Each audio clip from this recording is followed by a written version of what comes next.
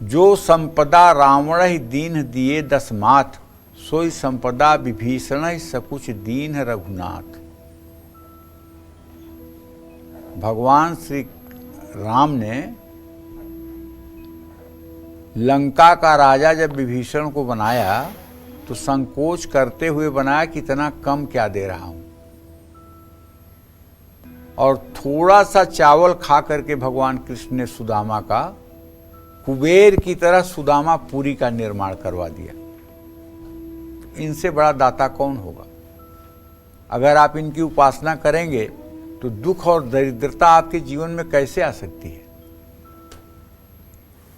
अब रही बात ये कि हम मनुष्य अगर एक नारियल भी भगवान को चढ़ाते हैं तो एक डिमांड जरूर रख देते हैं कि मेरे बेटे का परसेंट अच्छा कर दीजिएगा।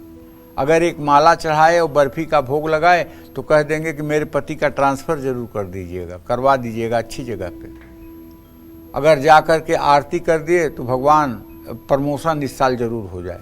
अरे कुछ एक बार तो ऐसी पूजा कर दो जिसमें कुछ न मांगो भगवान से। हर समय क्या हर समय झोली फैलाए खड़े रहते हो? पूजा करके ये कह दो कि प्रभु इसका कोई फल नहीं चाहिए, इसका कोई फल नहीं चाहिए, मैं तो आपके अधीन हूँ, मैं तो आपके श्री चरणों की रज हूँ, कोई फल नहीं चाहिए। दुख सुख जो मेरे किस्मत में होगा उसे मैं भुगत लूँगा, बस आप मुझे शक्ति और सामर्थ्य दीजिए। अगर निष्काम भाव से पूजा होने लगे और निष्काम भाव से व्यक्ति पूजन अर्चन करने लगे तो शायद जीवन बदलने में समय नहीं लगता। लेकिन यहाँ तो स्थिति ये है समाज में कि बच्चे अपने माँ बाप को कहते हैं, अरे तुम लोगों ने तो जीवन भर पूजा पाठ किया है, क्या हो गया तुम्हारी जिंदगी में, क्या दे दिया भगवान ने तुम्हें?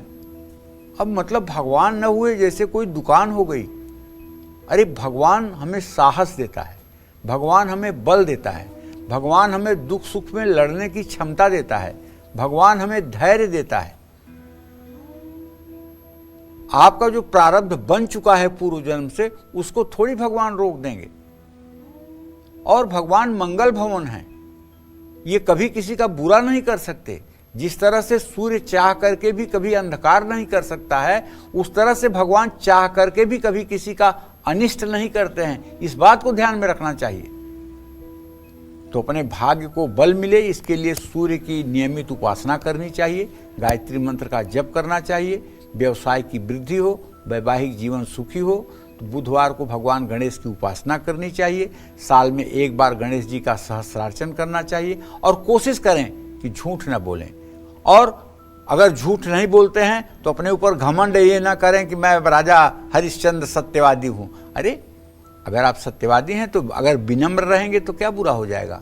अहंकार जो है नाश का कारण है, इसलिए अहम नहीं आना चाहिए। अपने आचरण को हमेशा शुद्ध रखिए, पीपल के पेड़ में जल चढ़ाते रहिए, हल्दी की गांठ अपने घर में रखिए, गुरु जरूर बनाइए और पीपल के पेड़ में जल चढ़ाइए। जय मां विंध्यवासिनी। बेहतर भविष्य के लिए मकर कुंभ और मीन राशि वालों को पंडित जी कौन सी खास सलाह देंगे, इसके बारे में जानेंगे छोटे से ब्रेक के बाद। आप बने रहें हमारे साथ और देखते रहें कालचक्र। पंडित जी की सलाह मानेंगे तो कभी नहीं पछताएंगे। सुखी जीवन के राज बताएंगे पंडित सुरेश पांडे जी आज।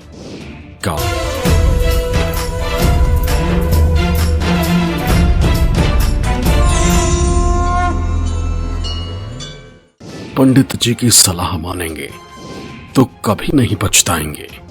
सुखी जीवन के राज बताएंगे पंडित सुरेश पांडे जी आज कालचक्र में। ब्रेक के बाद स्वागत है आप सभी का कालचक्र में। चलिए अब बात करते हैं मकर राशि वालों की। मकर राशि वाले अपने भाग्य को बेहतरीन बनाने और तरक्की पाने के लिए कौन से खास उपाय करें, साथ ही वो कौन सी सलाह है जो पंडित जी आज मकर राशि वालों को देने वाले हैं, आइए जानते हैं। देखिए, आपकी अगर प्रचलित राशि मकर राशि है या राशि नाम आपका मकर राशि में है तो आपका अक्षर होगा भो, जा, जी, खी, खू, खे, खो, ग, गी। पृथ्वी तत्व प्रधान ये आपकी मकर राशि है। आपका स्वामी ग्रह स्वयं शनिदेव है। मकर राशि का स्थान शरीर में दोनों घुटनों में माना जाता है। मकर राशि का कारक ग्रह बुध, शुक्र और शनि है। आपके लिए 7 मुखी रुद्राक्ष लाभदायक है। सेहत, आत्मविश्वास, धन और भावनात्मक संतुलन के लिए शनि देव के मंत्रों का जप करना चाहिए। नीलांजन समाभासम रविपुत्रम यमाग्रजम छाया मार्तंड संभूतम तम नमामि शनैश्चरम। अगर इस मंत्र का 108 बार नित्य आप जप कर लें तो शनि देव की कृपा हर समय आपके जीवन पर बरसती रहेगी। शनिवार को शनि देव की प्रतिमा के सामने अगर जा रहे हैं तो उनके चरणों का दर्शन कीजिए, उनके मुख की तरफ देखने की दुस्साहस मत करिए। भैरव की भी आप उपासना कर सकते हैं। मंगल आपका योग कारक ग्रह है। तरक्की और कष्टों से मुक्ति, पारिवारिक सुख शांति के लिए हनुमान जी की उपासना जरूर करनी चाहिए। कारोबार में वृद्धि और स्थायित्व के लिए माँ दुर्गा की पूजा करें। शनि की वस्तुओं का दान कर सकते हैं। चींटी और कौवे को हर रोज कुछ दें। नेत्रहीन और शारीरिक रूप से अक्षम लोगों को और सफाई कर्मचारियों को, ज़रूरतमंद लोगों को कुछ दान करें और उन्हें कभी अपमानित ना करें। अपने कर्म सुधारें और पापों के लिए ईश्वर से क्षमा मांगें। जय मां विंध्यवासिनी। चलिए अब बात करते हैं कुंभ राशि वालों की। भाग्योदय के लिए कुंभ राशि वाले कौन से खास उपाय करें, साथ ही वो कौन सी सलाह है जो आज पंडित जी कुंभ राशि वालों को देने वाले हैं, जानते हैं। सबसे ज़्यादा पूरे विश्व में इसी राशि के लोग होते हैं, इनकी आबादी सबसे ज़्यादा होती है। अगर आपको विश्वास न हो तो अपने टेलीफोन की जो कांटेक्ट लिस्ट है उसको खोल के देख लीजिए। इन अक्षरों पर सबसे ज़्यादा नाम आपको मिलेंगे। तो अगर आपकी कुंभ राशि प्रचलित है या कुंभ राशि आपकी जन्म राशि है तो गु, गे, गो, सा, सी, सु, से, सो, द, ये वायु तत्व प्रधान कुंभ राशि है। शनि देव इसके स्वामी हैं। और कुंभ राशि का शरीर में स्थान जो है वो पैरों की पिंडलियां हैं। कुंभ राशि का कारक ग्रह शनि, शुक्र और बृहस्पति हैं। आपके लिए 7 मुखी रुद्राक्ष वरदान है। शनि देव की उपासना करने से कुंभ राशि का आत्मविश्वास बढ़ेगा, अच्छी सेहत मिलेगी, मानसिक शांति प्राप्त होगी। आपको भगवती दुर्गा की भी आराधना करनी चाहिए। अगर आप शक्ति की उपासना करेंगे तो आपके अंदर विशेष निखार आएगा। भाग्योदय के लिए और पारिवारिक शांति के लिए माँ दुर्गा की पूजा मैं बता रहा हूँ, आपके लिए बहुत ही उत्तम है। और अगर आप माँ दुर्गा की नित्य प्रातः सायं मानस पूजा करना शुरू कर दें और मानस पूजा में यदि आप प्रवीण हो जाएं तो मैं दावे के साथ कह सकता हूँ आपकी कुंडली चाहे जितनी भी खराब हो लेकिन आपके जीवन में कहीं कोई खराबी नहीं दिखाई देगी। कारोबार में वृद्धि और स्थायित्व के लिए हनुमान जी की पूजा करनी चाहिए, भैरव जी की उपासना करना चाहिए। अपने दांत को साफ सफा रखना चाहिए। शनि की शांति के लिए महामृत्युंजय मंत्र का जप करना चाहिए।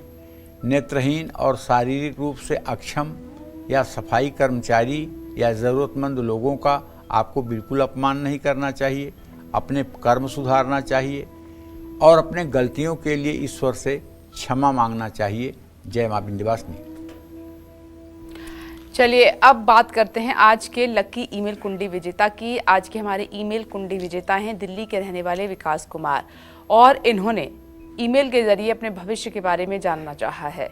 इनकी डिटेल्स पंडित जी मैंने आपको पहले ही नोट करा दी है। इनके सवाल मैं आपको बता देती हूँ। इनका सवाल है कि आर्थिक दृष्टि से इनका भविष्य कैसा रहेगा। साथ ही दूसरा सवाल भी है कि इनके स्वास्थ्य भी ठीक नहीं रहता है, इसके लिए भी कुछ उपाय बताएं। देखिए ऐसा है कि विकास का जन्म 9 सितंबर 1990 को 3:55 पर प्रातःकाल हुआ है दिल्ली में। विकास आपकी कुंडली के हिसाब से बेटा कर्क लग्न में आपका जन्म हुआ है, मेष राशि है। आपके जन्म लग्न में रोग भाव का स्वामी और भाग्य भाव का स्वामी बृहस्पति केतु के साथ बैठ करके गुरु चांडाल योग बना रहा है। आपको बचपन से ही पेट के रोग की समस्या है और आप फैटी लीवर के पेशेंट हैं, आप अपना जांच करवा लीजिएगा। आपके धन भाव का स्वामी सूर्य स्वयं स्वगृही होकर के आपके धन भाव में बैठा हुआ है, लेकिन व्ययेश बुध भी बैठा हुआ है।